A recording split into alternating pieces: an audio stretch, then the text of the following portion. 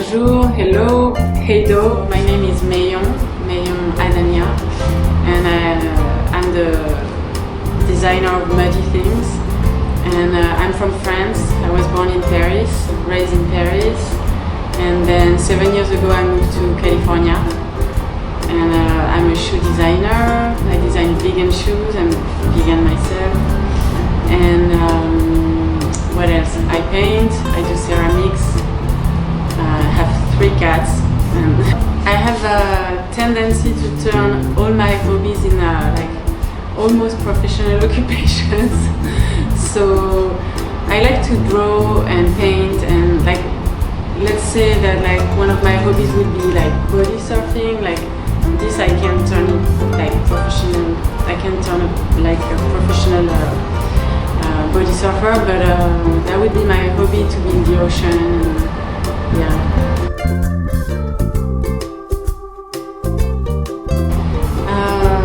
Like a lot of things. When I paint, like I like to paint portraits of people or like places where I go and that I visit, so I can bring a memory. Same for the ceramics, like it tells a little story or like a memory from like something that inspired me. Mostly I'm inspired by like colors. Like I love everything that's colorful and composition. Like when I see like really like flowers, like here in Hawaii, it's easy to be inspired. But like people being very colorful in an environment, and like I want to draw them and remember like how it clashes, or like, so I would say if I have to choose, like it would be colors.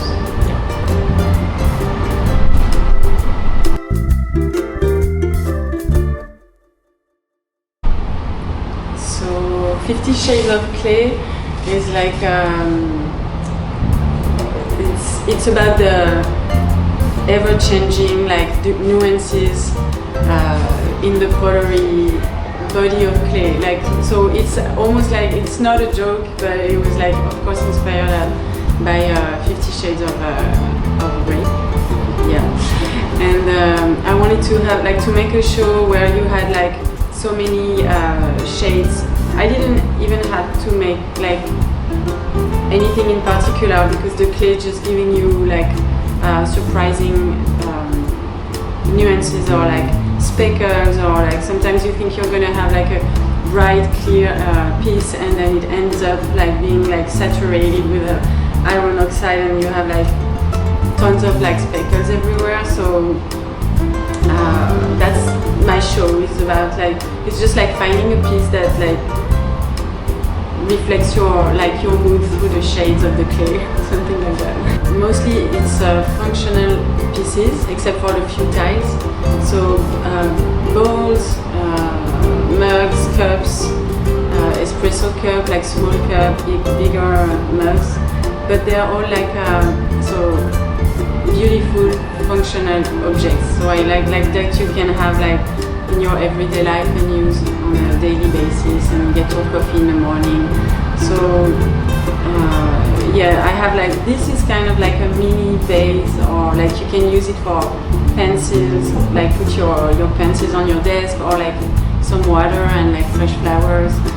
Those are like, I brought this the other day to a coffee shop near my place, and then they just made the beautiful like matcha, oat matcha inside of it. Like you can also bring them outside. I think it's fun to bring your little piece outside, but it's mostly, yeah, mugs, bowls, small pieces, and then a few tiles that are more decorative, that you can put outside and hang, and then move around with the wind, or like on your wall at home, like a window to something.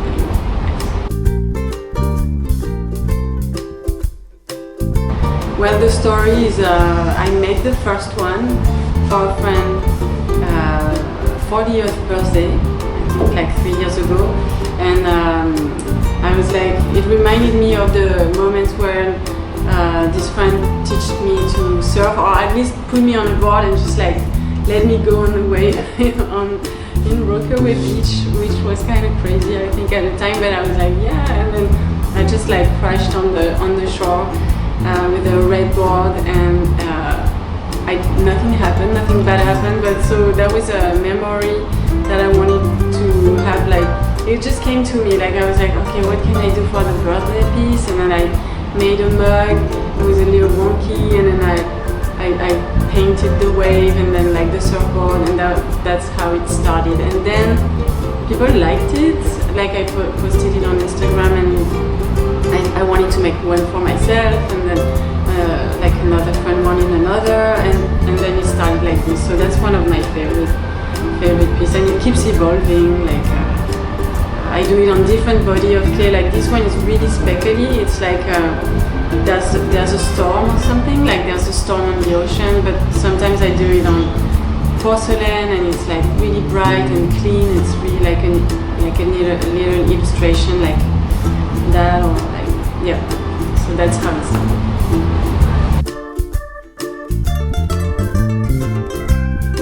So what I do is I use a body of clay that supports like the high firing process, which is so as I explained, like I start like working on bone dry clay, which is not bisqued yet. Then we bisque the piece, and then I glaze it with the transparent coating. I usually put like a color inside, like there's like a yellow, there's a transparent blue, and then we high fire it, which is like around like 2000, like I hope I'm not mistaken, but I think it's 2000 degrees Fahrenheit. Like it's a very, very high temperature, and then that vitrifies everything together, the clay, the glaze, and it makes a really like non-porous object, which is different from, let's say, low fire or mid fire. Like it's really like it would never seep out of the cup, or like that's the main, and it's very, very solid. So also that's like a technique that makes it like sometimes difficult to work like I do with like under glazes that you put before even the first firing, because the pieces come to like with the high temperature to move around, and like it's hard to have a perfect round shape mug, which is, this one's pretty good. But so that's kind of fun, like you have the pieces moving around as a light.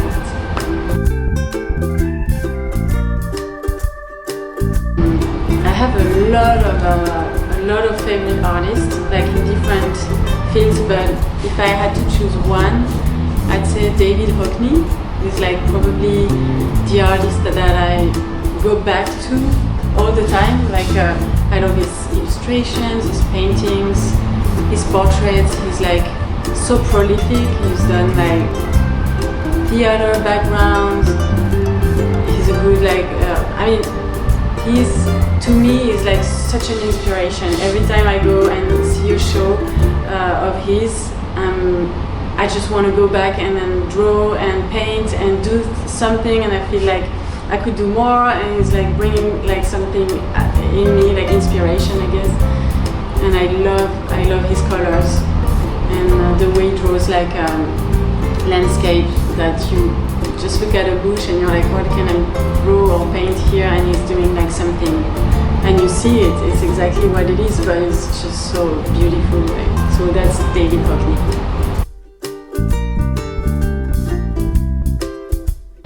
My favorite museum is the Musée d'Orsay in Paris. I think there's so much incredible exhibitions going on every year, and then the permanent collection, the Navis, Bonnard, like Gauguin, Van Gogh, like it's just like, to me, the best museum that I know of, and it's in Paris. So I used to go every Friday and just like watch the same paintings or sculptures. And, yeah, that's my favorite.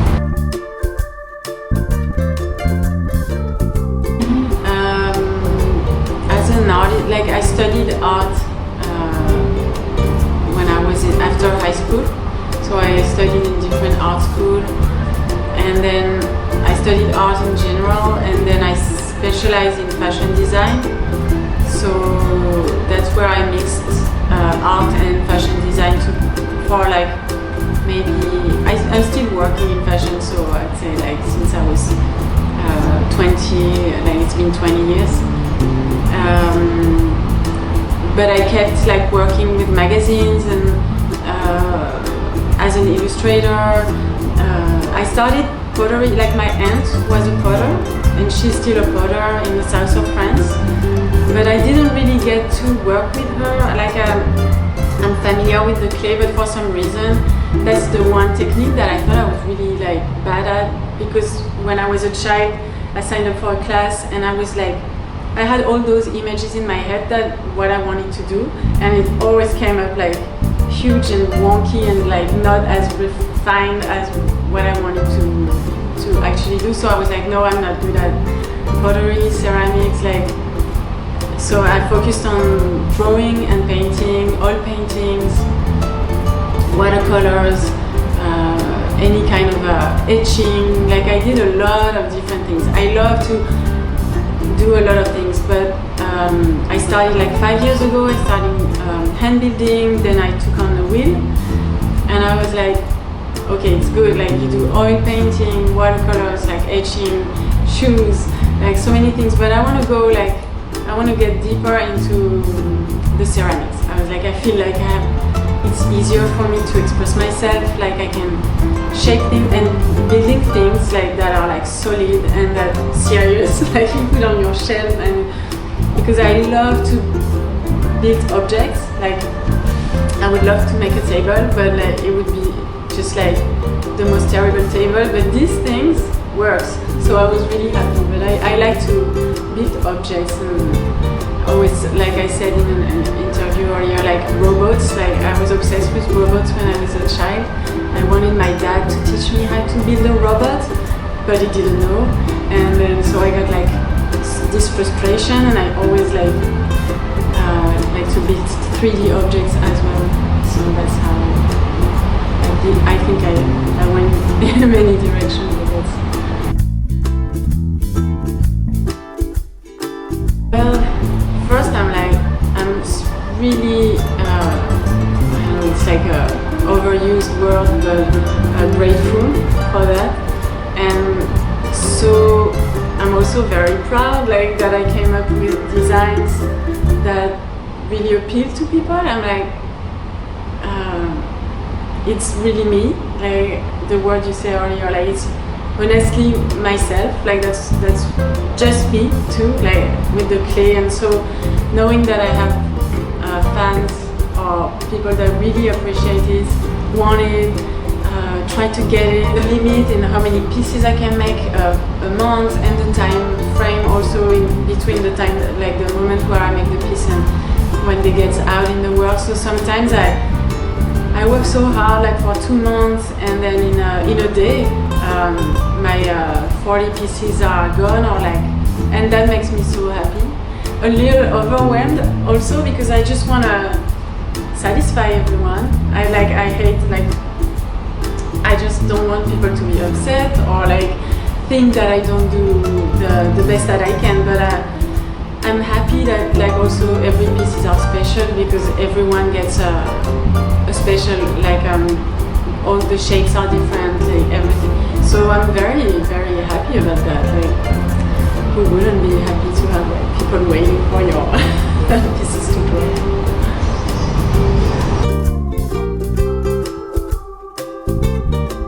I love it first, and it's like it was like a very distant dream, because I was living in Paris for so long, and it's not some place that you used to go. Like I realized, like living in the US for 7 years, that like Hawaii is a destination, that's like paradise, but it's a destination you can go to because it's not too far.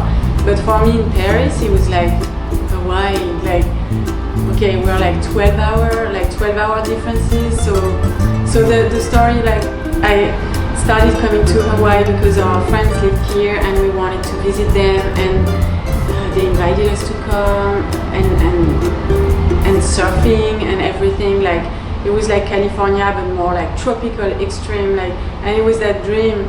And first we visited them like 10 years ago, the first time, and then it was just like dreamy, like on Waimea Bay, and it was like mind-blowing. It was like almost like hard to come back to California, which was my initial dream, coming from Paris. And then